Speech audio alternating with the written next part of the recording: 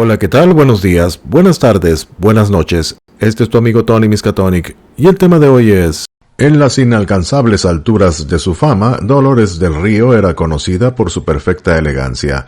Tenía el porte de una aristócrata y es que, bueno, a final de cuentas era una, y se movía por la gran pantalla con la brillante fluidez del oro líquido. La actriz Marlene Dietrich dijo que Dolores del Río era la mujer más bella que había pisado Hollywood. La diseñadora de moda italiana Elsa Schiaparelli dijo que había visto a muchas mujeres bellas, pero ninguna tan completa como Dolores. El pintor mexicano Diego Rivera dijo que era la mujer más hermosa y más bella del oeste, este, norte y sur, y que estaba enamorado de ella como 40 millones de mexicanos y 120 millones de americanos. Por su parte, el escritor Carlos Fuentes dijo que Garbo y Dietrich eran mujeres convertidas en diosas y Del Río era una diosa a punto de ser mujer.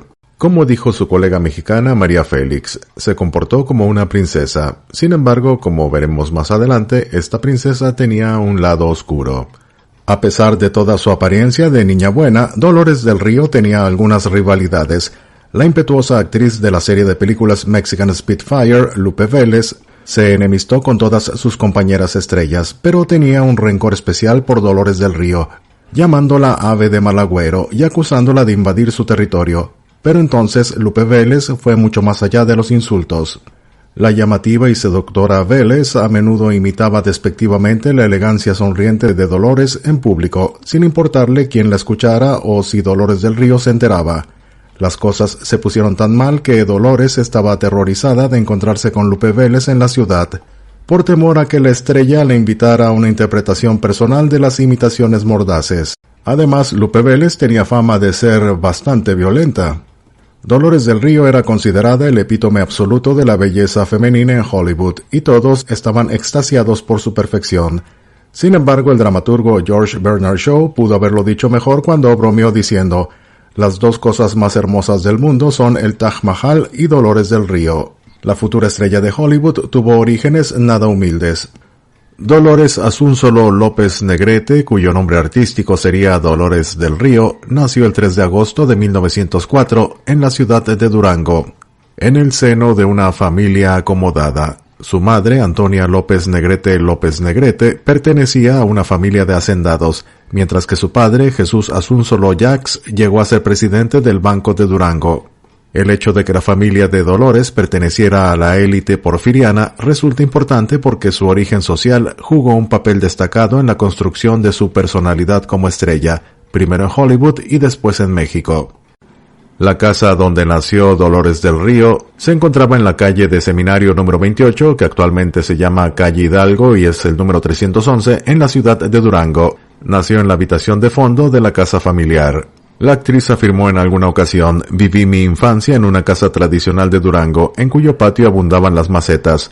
Ahí aprendió a convivir con la naturaleza y ser consentida por la familia al ser hija única.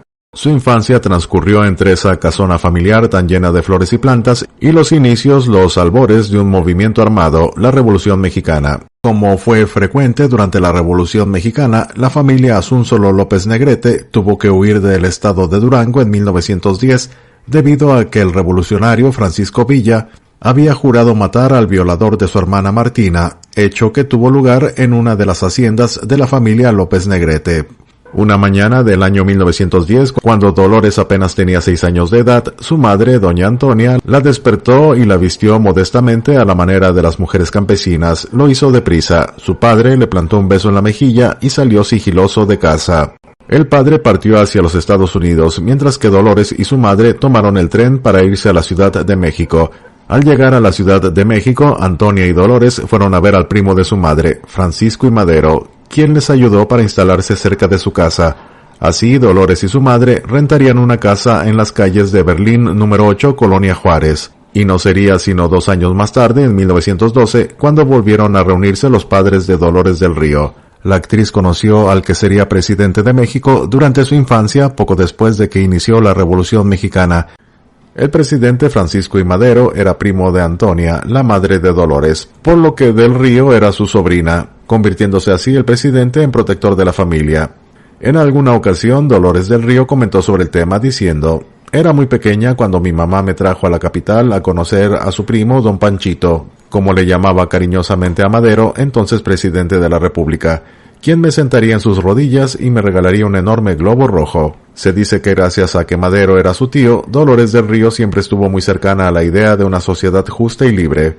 El parentesco y conocer los ideales de Madero la orillaron a acercarse a la comunidad indígena que habitaba en Xochimilco durante su estadía en aquel lugar mientras filmaba la película María Candelaria. Ya en la Ciudad de México, Dolores ingresó al colegio francés bajo la supervisión de las Madres Josefinas. Desde pequeña estudió baile, actividad propia de las jóvenes de buena sociedad de la época. A los 15 años, según se dice, poseía un repertorio español variado de baile, que después sustituyó por el baile interpretativo. Posteriormente participó en galas y actividades de beneficencia, principalmente como bailarina. A pesar de ganar fama por su actuación, Dolores del Río era una bailarina de corazón. Como la mayoría de las chicas, cuando era adolescente, se obsesionó con la idea de convertirse en bailarina. A diferencia de la mayoría de las chicas, la inspiración le llegó justo después de conseguir entradas para una actuación trascendental de la legendaria bailarina Anna Pavlova. Uno de los beneficios de tener una educación aristocrática, sin duda. La infancia mimada de Dolores del Río no acabó con el tema de las bailarinas de ballet. Cuando tenía alrededor de 15 años de edad, empezó a sentirse como un patito feo, pero la respuesta de su madre fue realmente extraña. Su madre encargó que le pintaran un retrato carísimo y muy favorecedor de su hija para ayudar a Dolores a superar sus inseguridades. Supuestamente esto funcionó.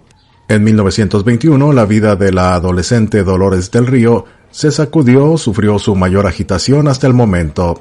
Pero nos referimos al romance, al amor, así es mis estrellas. En una de esas beneficencias, mientras asistía a una glamorosa fiesta de sociedad, la joven de 17 años conoció a Jaime Martínez del Río y se enamoró perdidamente, entrando en un apasionado noviazgo. Muy pronto la pareja estaba viviendo su amor al máximo. Después de solo 2 meses juntos, Jaime y Dolores se casaron el 11 de abril de 1921. El novio de Dolores del Río era conocido entre la aristocracia europea, y se ofrecieron brindis por la pareja a ambos lados del Océano Atlántico. Su luna de miel en Europa duró 2 años e incluyó una visita a los reyes de España. Después de la larga luna de miel por Europa, el matrimonio Martínez del Río López Negrete regresó a la escena nacional, ofreciendo una fiesta decembrina típica de México llamada Posada para anunciar su regreso al país. Y a los pocos meses tuvieron que viajar para radicar en el rancho algodonero llamado Cruces de la Hacienda en Santa Catalina del Álamo, en Durango, propiedad de los Martínez del Río, ya que la huelga del algodón de 1923 en México había provocado un serio problema en la producción, distribución y venta, por lo que en marzo de 1924 el matrimonio perdió todo por esa huelga, arruinando a los recién casados y destrozando su pequeña vida perfecta. Por segunda vez habíamos dejado de ser ricos, recordó Dolores en el programa Autobiografía. Ella no estaba acostumbrada a esto, pues la primera vez que su familia quedó en la ruina fue cuando ella era pequeña, por lo que le pesó el no tener a la mano los lujos que quería. Dolores tuvo que despedirse de su automóvil y de todas sus alhajas, entre las que estaban una diadema de zafiros y un collar de perlas, las 2 joyas que más había apreciado en su vida, y se deshizo de ellas para venderlas y sostenerse con las ganancias. Luego, de alguna manera, las cosas empeoraron. Al mismo tiempo que su mundo se derrumbaba a su alrededor, la joven Dolores del Río, con solo 20 años de edad, se enteró de que estaba embarazada. Habría sido una noticia feliz en otras circunstancias, pero pareciera que la hermosa muchacha debía de tener una horrible maldición sobre ella. Tan pronto como celebró la llegada de un hijo, abortó al bebé, y ese no fue el único dolor que sufrió su corazón. Después de sufrir su aborto espontáneo, los médicos le dijeron a Dolores del Río una noticia escalofriante. Era una paciente de alto riesgo para los embarazos, y si volvía a concebir, pondría su vida en grave peligro. Los médicos estaban tan preocupados que le prohibieron incluso intentar quedar embarazada de nuevo. Fue un golpe demoledor, pero ¿creen ustedes que eso la detuvo? Claro que no. En 1925, Dolores del Río asistió a otra fiesta. En una entrevista con la escritora Elena Poniatowska, Dolores del Río le contó acerca de su encuentro con Edwin Kerwin. Ella mencionó que el anfitrión de la fiesta, Adolfo Best Mogart, había invitado a la joven pareja Martínez del Río. porque iba a estar un productor de Hollywood. Yo no hablaba ni una palabra de inglés. Me pidieron que bailara y así lo hice. Al día siguiente vinieron a mi casa a tomar té y otra vez me pusieron a bailar. Mi esposo Jaime tocaba el piano. Bailé música de Falla, Albéniz y sobre todo interpretativo. Y entonces Kerry me dijo que yo era el Rodolfo Valentino femenino. Fíjate qué ocurrencia, y no sé cuántas cosas más. Adolfo Besmogart tradujo todos sus comentarios y a mí solo me dio risa. Insistió Kerry, si alguna vez quiere ir a Hollywood, yo la convertiré en una gran estrella. Embelesado con Dolores, Kerry la convenció de que podía convertirse en una estrella de Hollywood. Y aquí es donde comenzaron sus verdaderos problemas. Después de las promesas de glamour y gloria por parte de Kerry, el matrimonio del Río estaba decidido a triunfar en Hollywood. Sin embargo, como todo, había un precio. Cuando partieron hacia los Estados Unidos, sus familias casi los repudiaron. Y es que en aquellos tiempos, una chica de la alta sociedad simplemente no pasaba a ser actriz o corista de la noche a la mañana, como si nada. Esta fue la primera rebelión de Dolores, pero no sería la última. Hubo otro costo mucho más espeluznante para la fama de Dolores del Río, su ahora agente Edwin Kerry. En cuestión de días quedó claro que su salvador, entre comillas, de Hollywood se parecía más a un Satanás disfrazado, a una especie de diablillo de pastorela.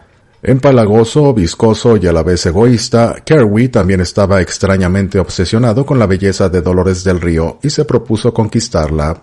Como cualquier buena estrella que merezca su publicidad, Dolores del Río fue precedida por su reputación. Cuando irrumpió en Hollywood, que en aquellos tiempos también era llamado Tinseltown o la ciudad del oropel, los productores la comercializaron como la Latin Lover femenina, en una especie de contraparte del famoso rompecorazones del viejo Hollywood Rodolfo Valentino.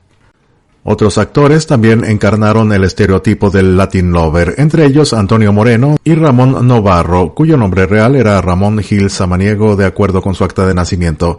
No parece una casualidad que Ramón Novarro haya nacido en Durango y fuera primo de Dolores del Río. Su familia huyó a Los Ángeles a consecuencia de la revolución, y él se vio atraído por Hollywood, al igual que otras mexicanas que en ese tiempo buscaron fortuna en la meca del cine, como Mona Rico, Raquel Torres, Lupe Vélez, cuyo nombre era María Guadalupe Villalobos Vélez, y Guadalupe Natalia Tovar. Además, Hollywood también se sentía atraído hacia los mexicanos por diversas razones. A principios de los años 20, México se convirtió de pronto en el mercado más importante del mundo para la producción estadounidense, ya que con la pacificación del país después de la rendición de Francisco Villa en 1920, se restablecieron las comunicaciones, particularmente en el norte. El gobierno del general Álvaro Obregón, que duró de 1920 a 1924, estaba al tanto de la importancia del mercado mexicano para Hollywood y estableció una política de censura hacia la imagen negativa de los mexicanos difundida por el cine estadounidense. Esta política afectó la exhibición de películas producidas por compañías como Paramount y Fox. En este contexto, la visita de Edwin Kerry a México en 1925 tenía como uno de sus propósitos explorar la posibilidad de filmar películas con tema mexicano, con el ánimo de recuperar rápidamente la inversión, sin tener que exponerse a la censura que ya había afectado a dos de sus producciones.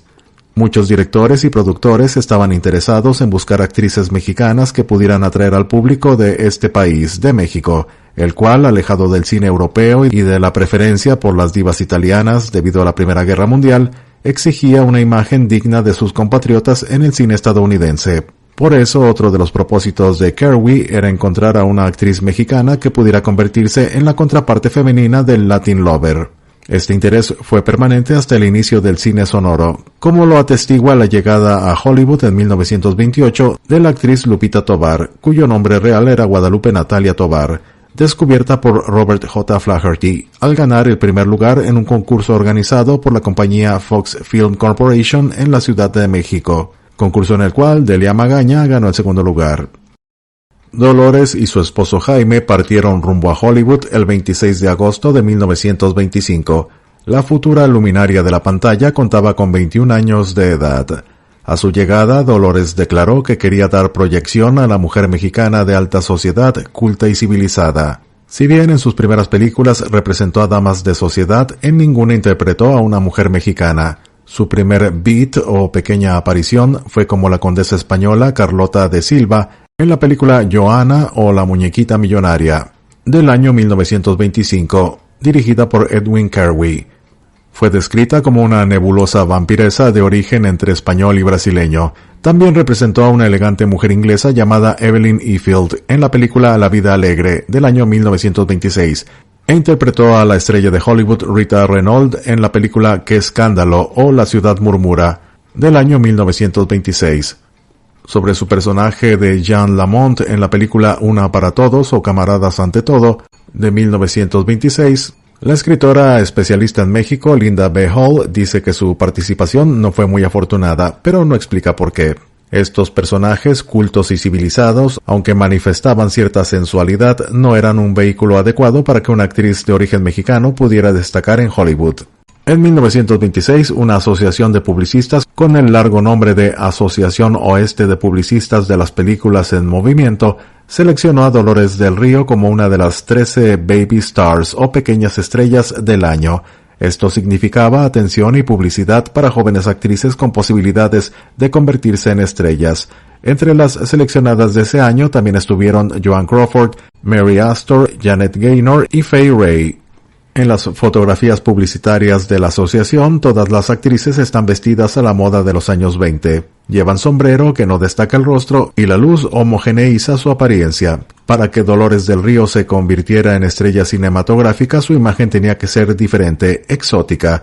Para ello, desde sus primeras pruebas fílmicas, su representante Kerwin decidió enfatizar el exotismo de sus rasgos, subrayar la estructura ósea de su rostro, resaltar los pómulos, por medio de la fotografía, el maquillaje y el vestuario. Sin embargo, en sus primeros papeles, quedó claro que destacar sus rasgos en un entorno anglosajón no era suficiente. Para convertir a Dolores en el Latin Lover femenino, había que colocar a sus personajes en ambientes más exóticos, la selva del Amazonas o los lejanos territorios de Alaska y del oeste. En su quinta película, titulada El precio de la gloria, de 1926, Dolores del Río interpretó a Charmaine, la coqueta hija de un posadero francés que se debate entre el amor de dos soldados estadounidenses durante la Primera Guerra Mundial. Esta película tiene una escena muy atrevida para la época que la presenta agachada de espaldas a la cámara, rodando hacia atrás un barril de vino mientras uno de los soldados la mira con espíritu cachondo desde el contracampo. En otra secuencia, su personaje Charmaine se encuentra sentada sobre la barra del bar y mientras el soldado se le acerca, ella trata de detenerlo colocando su pie sobre el pecho de él. Al extender la pierna, el soldado comienza a subirle la media hasta que ella le da un manotazo. Cuando el soldado se aleja, Charmaine continúa contoneándose de espaldas a la cámara para colocarse de perfil en el centro del cuadro, arrojar su cigarrillo al aire y dar un taconazo, según describe un crítico de la época, en el más puro estilo de una mujer vulgar. Se mencionó que este papel significó un cambio radical respecto a su propósito de difundir una imagen positiva de las mexicanas, una afirmación frente a los prejuicios de las familias de abolengo mexicanas y un desafío a sus críticas, que habían sido muy duras cuando Dolores decidió romper con el esquema de vida tradicional en México para ir a Hollywood. También interpretó papeles de arrolladora gitana en la película The Loves of Carmen y Venganza, de 1928, dirigida por Edwin Kerwin. Sobre su interpretación de estos personajes españoles, de estas Cármenes, el crítico del diario New York Times escribió que la caracterización de la señorita del Río hace parecer a todas las Cármenes del pasado relativamente conservadoras. Durante su incursión en el cine mudo, Dolores tuvo otros papeles exóticos como campesina rusa en la película Resurrección de 1926 y La bailarina roja de Moscú o La bailarina de la ópera. También tuvo un personaje como nieta de un buscador de oro judío en Alaska en la película La ceguera del oro o La senda del 98, filmada en 1927. En la película Ramona, uno de sus grandes éxitos, interpretó a una mujer mestiza en Estados Unidos enamorada de un indio nativo americano, y posteriormente interpretó a una mujer mestiza en la selva amazónica en la película La Virgen del Amazonas de 1928. Después volvió a interpretar a una dama de sociedad en la Riviera Francesa en la película Dignidad de 1927 y cerró esta etapa como una mujer expulsada por los británicos en busca de su amor perdido en Evangelina de 1929. Además de tener que lidiar con su acosador de bajo perfil, el señor Kerwin, Dolores del Río también tuvo que lidiar con la angustia más cerca de ella. Su matrimonio se había estado deshilachando desde el aborto espontáneo, pero, oh sorpresa, las tentaciones de Hollywood solo empeoraron las cosas. Su esposo Jaime rápidamente se puso celoso de la fama de su esposa y la pareja se precipitó hacia la tragedia.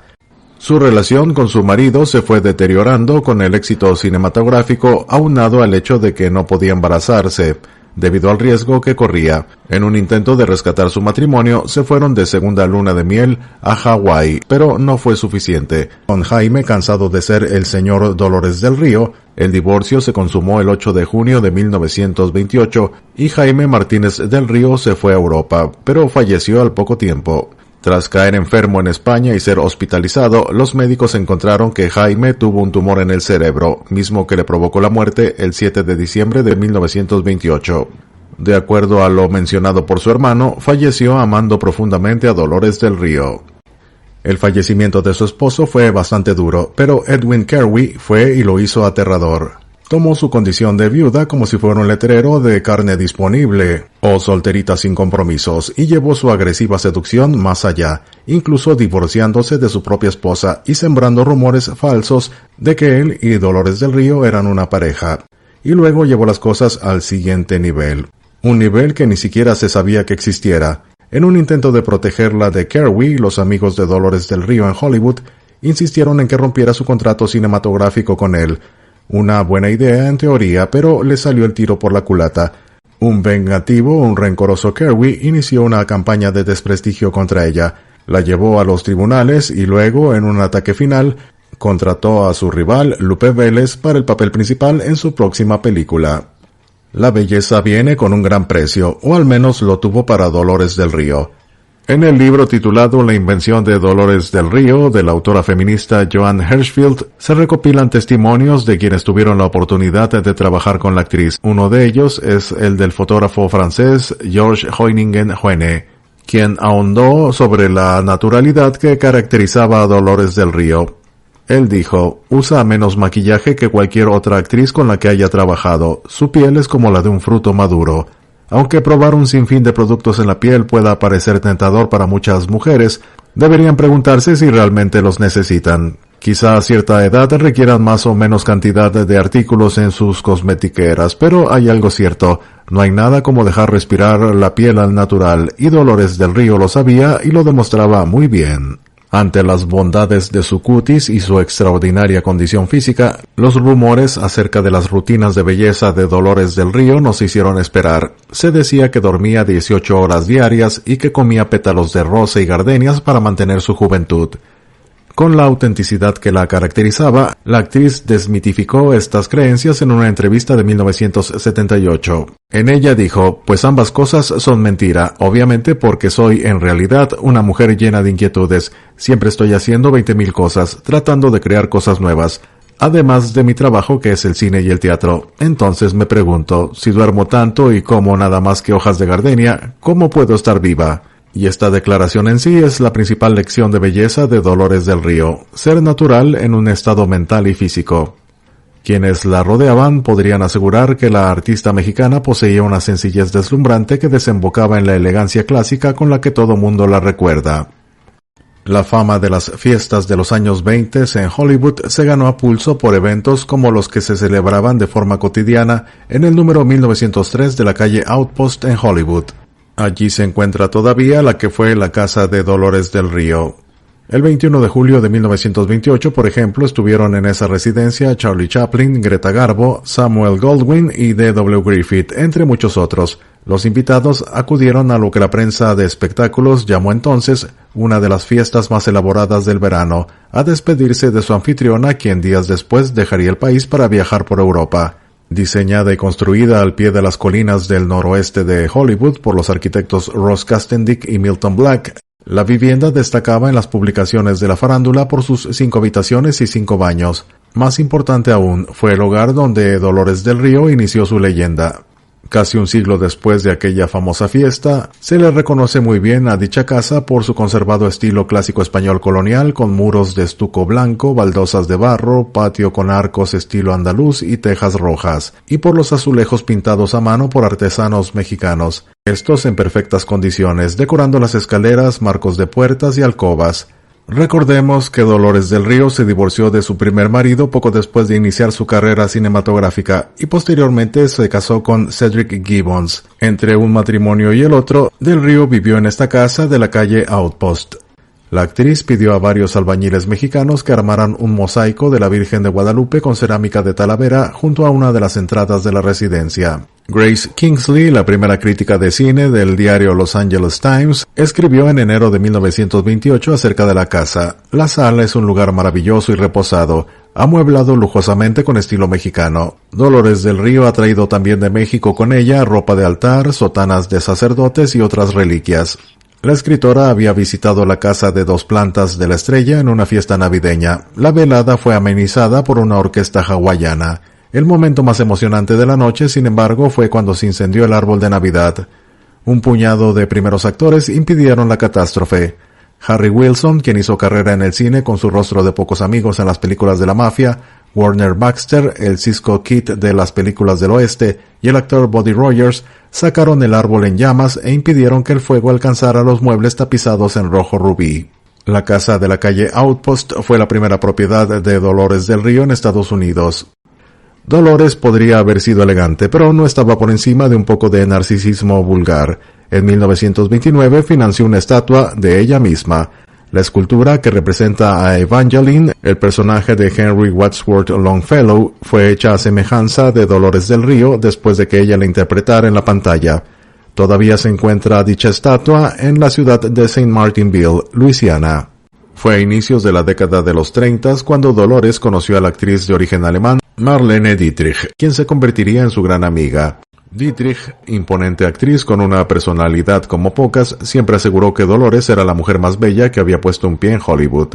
Tanto la actriz mexicana como Orson Welles fueron los primeros amigos que Marlene tuvo en Estados Unidos, y era muy bienvenida en la casa de la pareja. Con el tiempo esta amistad se reforzó y comenzaron a haber situaciones más íntimas entre ambas actrices.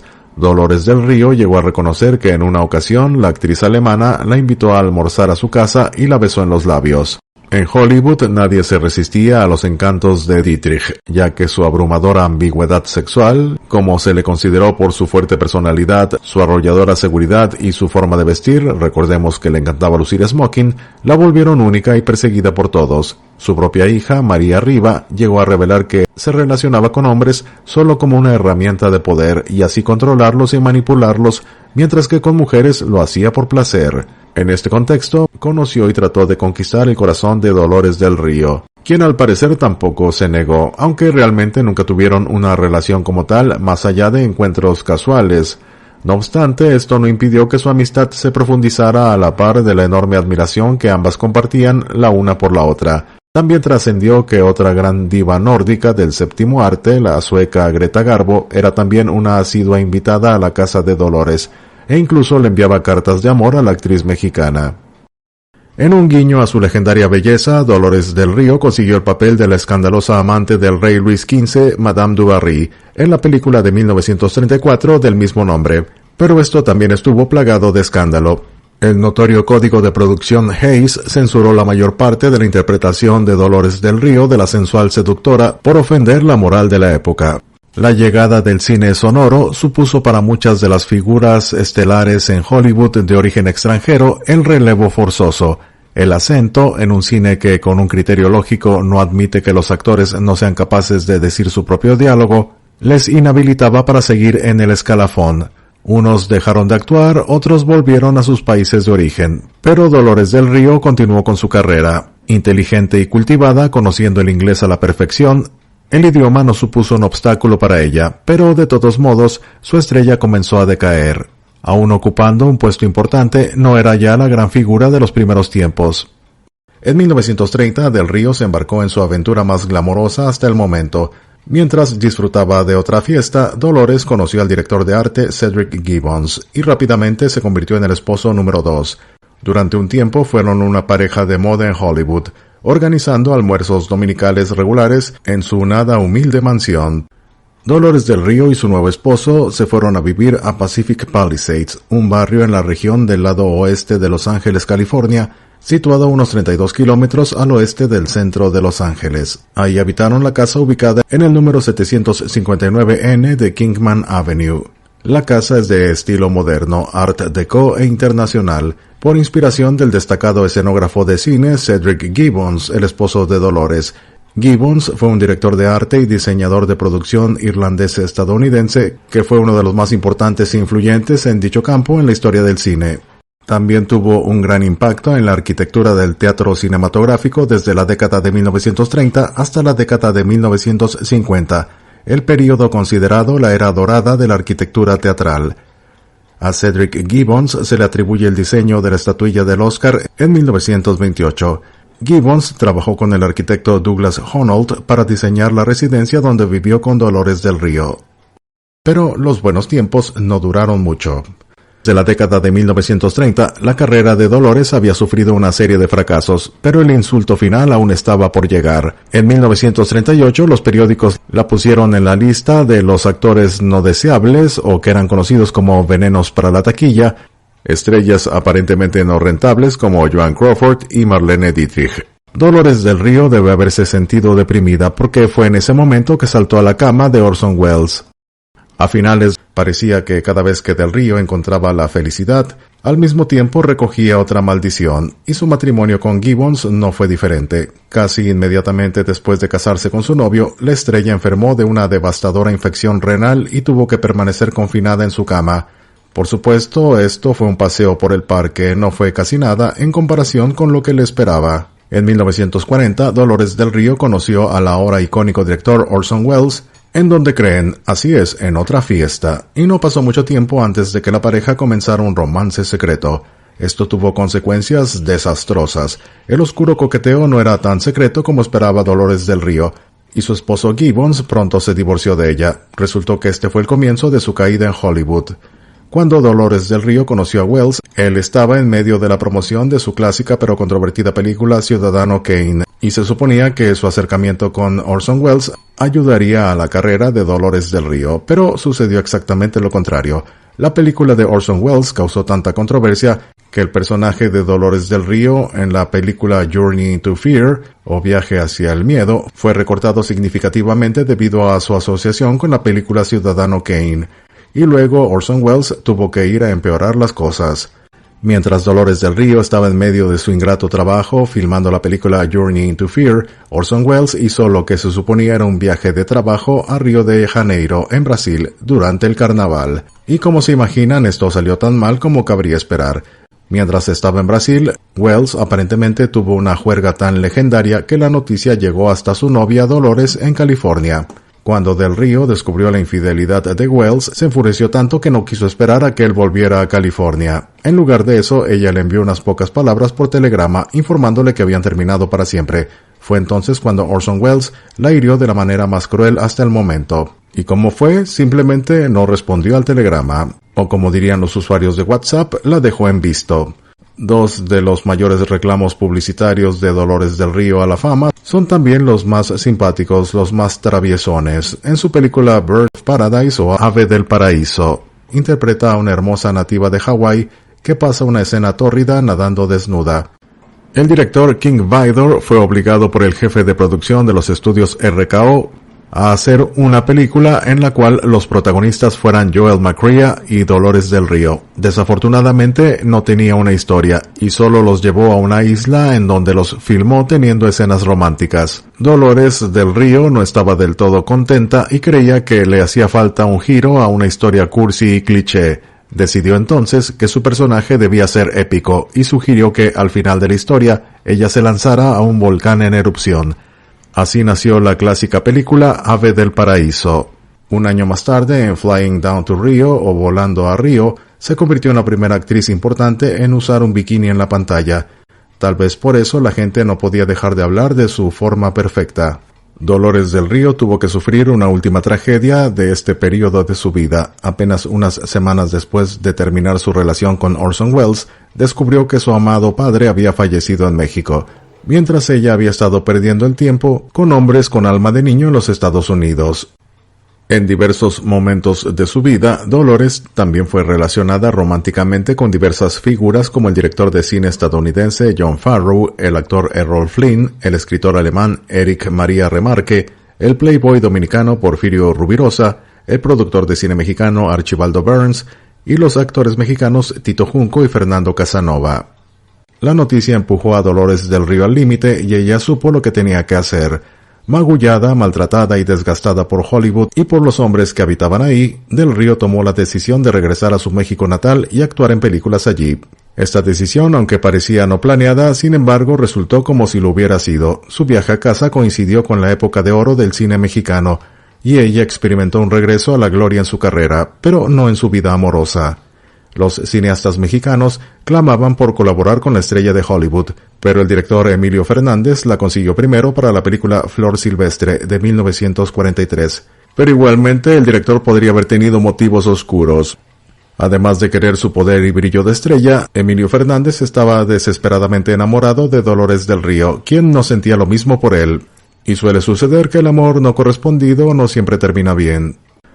Dolores del Río fue el epicentro del cine mexicano y de Hollywood, y ejerció una inmensa influencia entre sus colegas.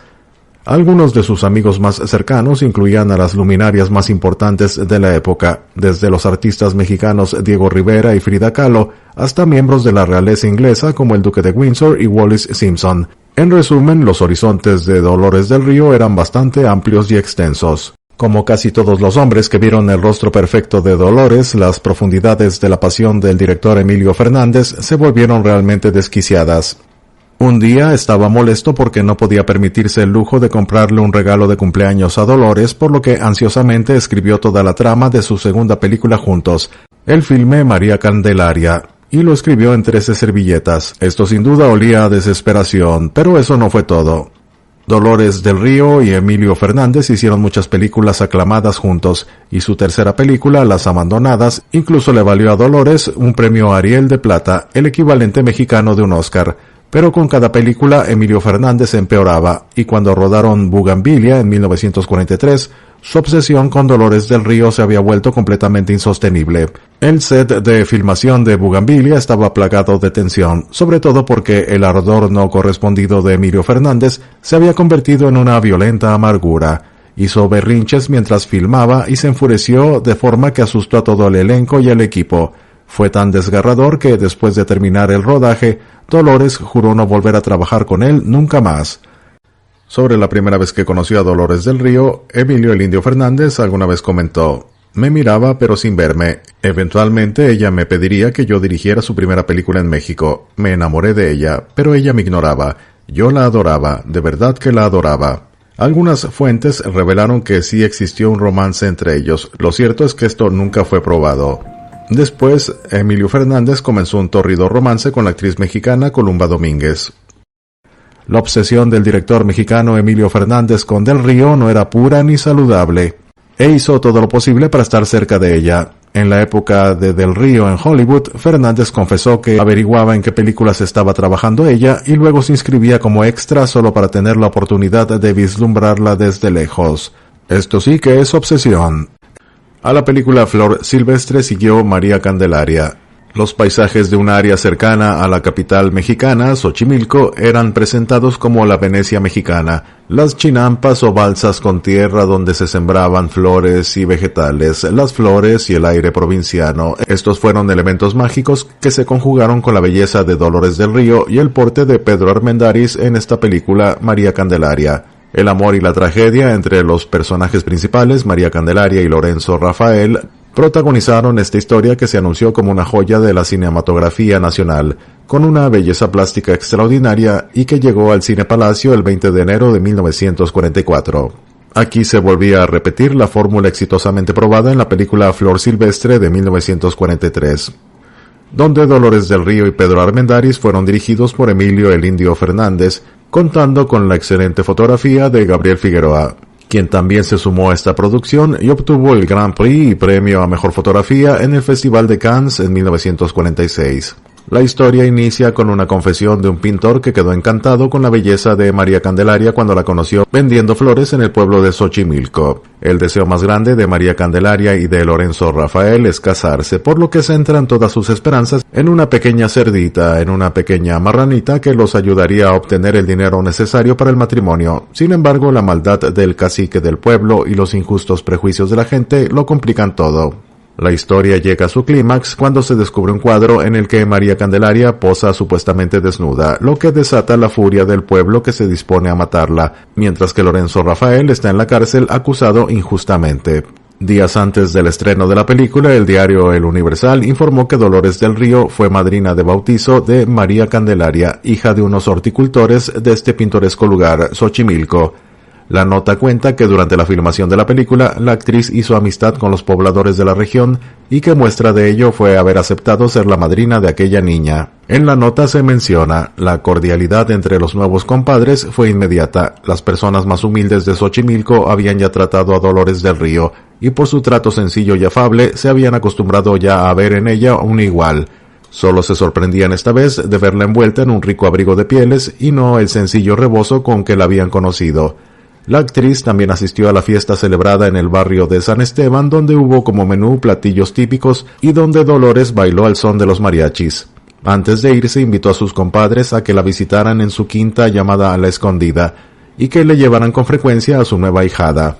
El éxito para la película María Candelaria continuó por varias semanas más hasta volverse un clásico de la época de oro del cine mexicano. A Dolores del Río, quien ya tenía un camino recorrido en Hollywood, le significó el éxito en México. Incluso las celebridades sufren casos de confusión de identidad, y Dolores no fue la excepción. En 1945 protagonizó la película La Selva de Fuego, solo que ganó el papel por total accidente. La película estaba originalmente destinada a la también diva mexicana María Félix, pero alguien intercambió guiones y le dio a Dolores el guión equivocado, mientras que a María Félix le dieron el guión de otra película donde trabajaría Dolores. Molestas por el error, las mujeres siguieron adelante con las películas intercambiadas de todos modos.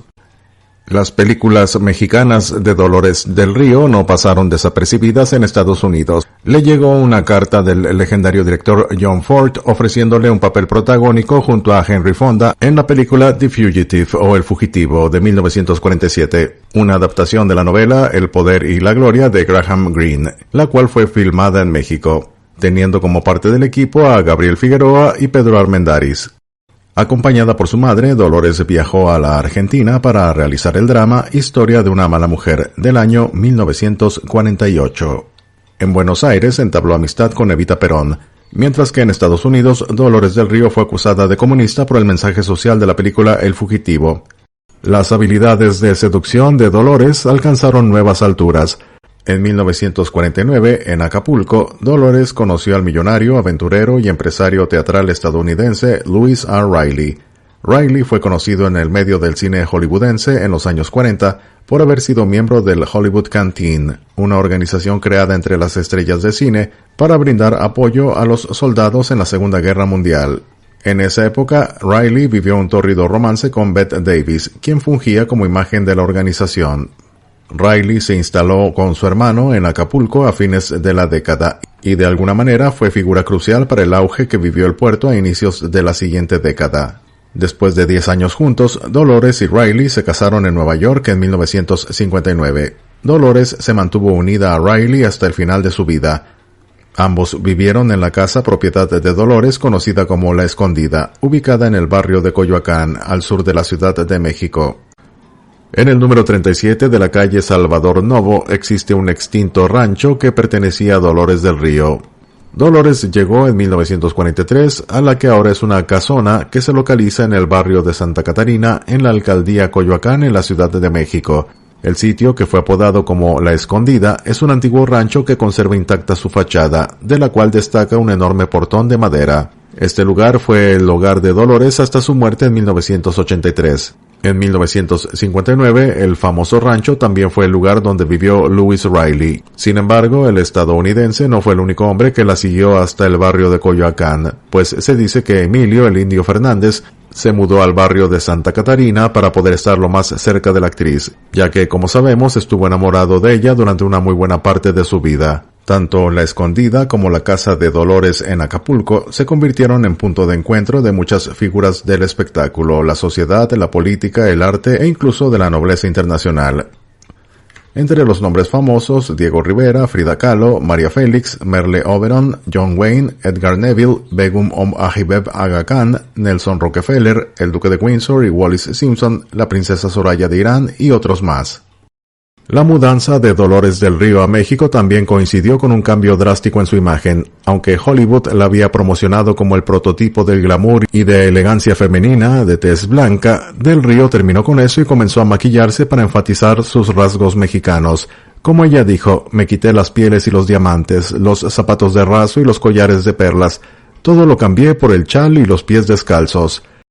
Para los cinéfilos, la legendaria estrella puede haber sido llamada Dolores del Río, pero sus amigos más cercanos simplemente le pusieron el sobrenombre de Lolita. En 1954, Dolores hizo un descubrimiento inesperado sobre su examante Orson Welles, romance el cual hacía mucho tiempo que ya estaba más muerto que un atún enlatado. Ese año, Rebecca, la hija de Orson Welles, solicitó reunirse con Dolores del Río. ¿Y por qué el interés? Podría uno preguntarse, tal y como confesó Rebecca justo después del encuentro. Mi padre consideraba a Dolores el gran amor de su vida. Ella es una leyenda viva en la historia de mi familia. A principios de la década de 1950, Dolores se tomó un descanso de su tumultuosa vida amorosa y se vio envuelta en un tipo de escándalo mucho más oscuro. Por esa época, su prima se acercó a ella con un documento para firmar que proponía una conferencia por la paz mundial. Del Río lo firmó sin pensar porque ¿quién no ama la paz mundial? Pero esta firma volvería para atormentarla de la peor manera. En 1954, años después de firmar el documento, Dolores del Río estaba lista para hacer un inusual regreso a Hollywood, actuando junto a Spencer Tracy en la película Broken Lands. Entonces, justo cuando estaba a punto de cruzar la frontera, recibió una noticia impactante. El gobierno de Estados Unidos le negó la visa de trabajo, acusándola aparentemente de la nada de simpatizar con el comunismo. Fue entonces cuando todo se deshizo. A los ojos del gobierno, Dolores del Río era culpable de un pecado grave. Al parecer, ese documento que firmó Del Río había sido una propuesta comunista, y luego estaba el asunto de su asociación con Diego Rivera y Frida Kahlo, así como su relación con Orson Welles, ya que todos estaban asociados con el izquierdismo. Aunque Dolores del Río negó vehementemente los cargos, distanciándose del comunismo, el amor a la pereza y el olor a pachuli, le tomó 2 años volver a trabajar en Estados Unidos. Perdonada por el gobierno estadounidense en cuanto a sus supuestas tendencias comunistas, Dolores regresa a Hollywood para interpretar a la madre de Elvis Presley en la película Flaming Star de 1960. Solo que había una situación: el cantante tenía los ojos azules y la actriz mexicana negros. Pero al músico se le ocurrió resolver dicho dilema de una forma en extremo cordial. Un buen día llegó al set de filmación con un ramo de flores, se las entregó a su coprotagonista para luego pedirle permiso para que un oftalmólogo le fabricara un par de lentes de contacto que le hiciera ver los ojos del mismo color que los de ella. Dolores del Río, con una enorme sonrisa, accedió a la petición de Elvis, convirtiéndose en grandes amigos desde entonces. Esto, dicho sea de paso, desmiente en gran medida el rumor que prevalece hasta la actualidad acerca de que Elvis despreciaba a las mexicanas, pero esa es otra historia. Esta relación estrecha entre Elvis Presley y Dolores del Río se refleja durante la filmación de Flaming Star, en donde Dolores interpreta a una india Kiowa y Elvis el hijo mestizo que tuvo con el ranchero estadounidense Sam Burton. El clímax de esta historia surge cuando blancos e indios entran en guerra. Un crítico calificó este film como la mejor película de Presley, en donde el director Siegel sabe equilibrar las tensiones apropiadamente. Sin duda, un buen western, una buena película del oeste. Dolores del Río realizó esta película Flaming Star con sobrada experiencia cinematográfica, tanto en Hollywood como en México, razón por la que Elvis la respetaba mucho como actriz, manifestándoselo a ella con frecuencia.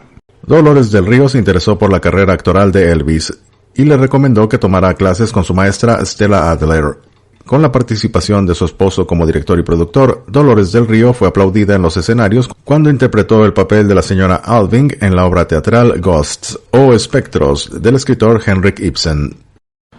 Hasta 1957, el jurado en el Festival Cinematográfico de Cannes, en Francia, estaba conformado únicamente por hombres. Fue hasta que en ese año los demás integrantes decidieron abrir un espacio para Dolores del Río. Ella luchó no solo por estar dentro del comité, sino porque dicho festival de Cannes y la industria del séptimo arte en general fueran mucho más abiertos y con espacios dedicados a las mujeres. La vejez fue particularmente benigna con Dolores. Fue aclamada como una gran actriz, trabajando activamente en teatro, cine y televisión. En 1966, bajo la dirección de Julián Soler, filmó Casa de Mujeres, su última película mexicana. rodeada de actrices jóvenes en un melodrama sobre las mujeres de un burdel que encuentran un bebé abandonado. Los últimos años de su vida los pasó entre su residencia de Coyoacán y su casa en Newport Beach, y dedicó gran parte de su tiempo a fundar la estancia infantil de la Asociación Nacional de Actores, la ANDA, una institución para cuidar a los hijos de los actores mexicanos. Dolores fue halagada como leyenda del cine internacional tanto en México como en Estados Unidos. Agobiada por horribles dolores de espalda, su última aparición pública fue en 1981, en una ceremonia organizada en San Francisco por el director Francis Ford Coppola. En 1978 fue diagnosticada con osteomielitis y en 1981 con hepatitis B después de haber recibido una inyección de vitaminas contaminada. También sufría de artritis. El 11 de abril de 1983, Del Río falleció a los 78 años de edad en Newport Beach, California, a causa de insuficiencia hepática. Horas previas a su deceso, había recibido la invitación por parte de la Academia para ser conductora de los premios Oscar. Su cuerpo fue cremado y sus cenizas fueron repatriadas a México. Sus restos fueron inicialmente sepultados en un mausoleo dentro del Panteón Francés de San Joaquín, pero en 2006 fueron exhumados y recolocados dentro de un pequeño nicho que venía incluido en una tumba diseñada para ella en la Rotonda de las Personas Ilustres, localizada dentro del Panteón Civil de Dolores en Ciudad de México, esto como reconocimiento por su contribución cultural a México. En sus últimos años, el actor Vincent Price solía firmar sus autógrafos como Dolores del Río. Cuando se le preguntaba el por qué, el actor respondía con toda seriedad. Le prometía a Dolores en su lecho de muerte que no iba a permitir que la olvidaran. Se despide tu amigo Tony Miskatonic y te deseo un buen día.